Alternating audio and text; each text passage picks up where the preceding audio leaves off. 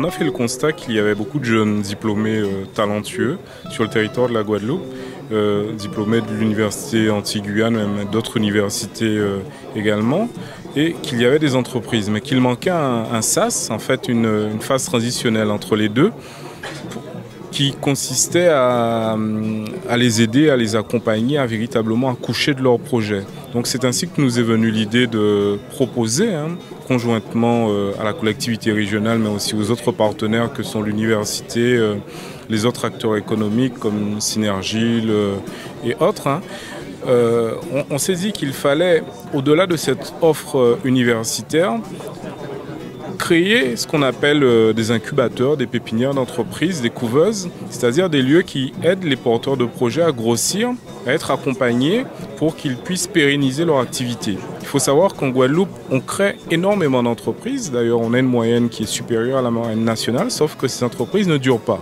Elles périclitent. Et elles ne parviennent pas à atteindre le seuil fatidique des 2 à 3 ans.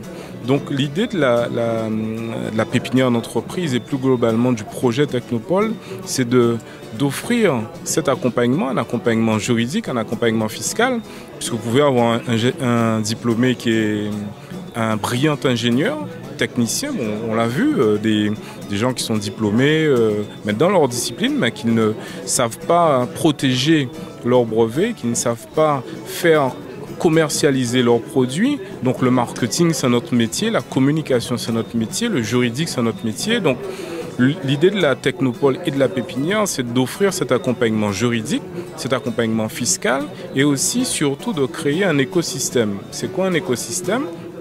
C'est de faire en sorte que l'entreprise travaille en équipe, qu'elle ne travaille pas seule et qu'elle soit dans un milieu de coworking, un milieu de travail où elle, la collectivité, pourra la mettre plus facilement en relation avec les collectivités locales, notamment pour l'obtention de fonds européens et autres, puisque bon, on sait que c'est un travail de réseau important, mais aussi leur permettre d'avoir des moyens locaux déjà, c'est pas mal.